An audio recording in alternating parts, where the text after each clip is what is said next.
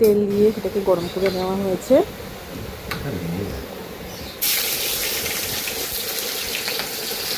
তেল ভালোভাবে গরম হয়ে গেলে এখানে এক এক করে মাছগুলোকে ছেড়ে দেওয়া হবে।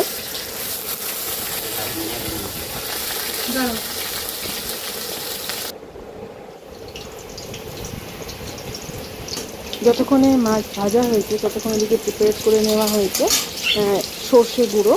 আমরা এখানে সর্ষে গুঁড়ো ইউজ করেছি, মানে বাবা এখানে সর্ষে গুঁড়ো ইউজ করেছে। এখন যেহেতু মানুষ হেলথ কনসিয়াস, তাই ডাইরেক্ট সর্ষে বাটা যেটা বলে সেটা খুব একটা ইউজ হয় না অম্বলের কারণে, গ্যাস অম্বলের সমস্যা, তাই গুঁড়োই ইউজ করছি, তোমরা করতে পারো। এবার এক এক করে দেখো, মাছ তোমরা প্রয়োজন হলে সর্ষে বাটা ইউজ করতে পারো।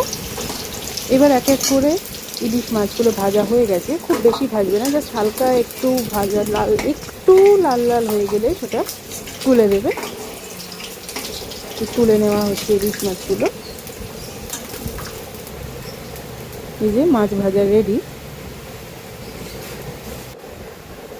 তো এরপর বাবা ওই সর্ষের ঝোলে দিয়ে দিচ্ছে সর্ষের যে জলটা গোলাটার মধ্যে দেওয়া হয়েছে লঙ্কা গুঁড়ো, হলুদ গুঁড়ো,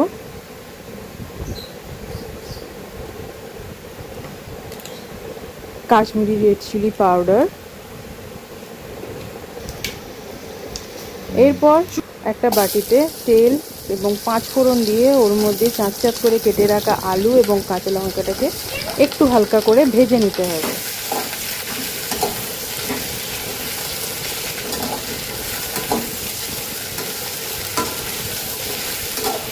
দেখো বেশ ভালোই ভাজা হয়েছে,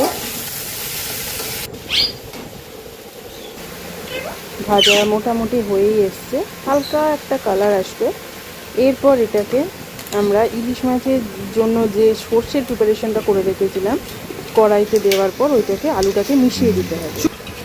আমরা এখানে আলাদা করে ভেজে দিয়েছি, এবার তোমরা চাইলে ভাজতেই পারো, কারণ অন্য আরেকটা তেলে ভাজতে গেলে একটু পোড়া পোড়া ব্যাপার এসে যায়, তো সেই কারণে দুটো আলাদা জায়গায় করা হয়েছে। তোমরা চাইলে একই জায়গায় করতে পারো সময়ের অভাবের কারণে। এরপর এখানে অল্প বাবা কালারের জন্য আরেকটু কাশ্মীরি রেড চিলি পাউডার, চিনি এবং পরিমাণ মতো নুন দেওয়া হয়েছে। খুব সামান্য পরিমাণ চিনি এবং পরিমাণ মতো নুন দেওয়া হয়েছে। এরপর এটাকে একটু হালকা হাতে নাড়াচাড়া করে নিয়ে দেখো হালকা হালকা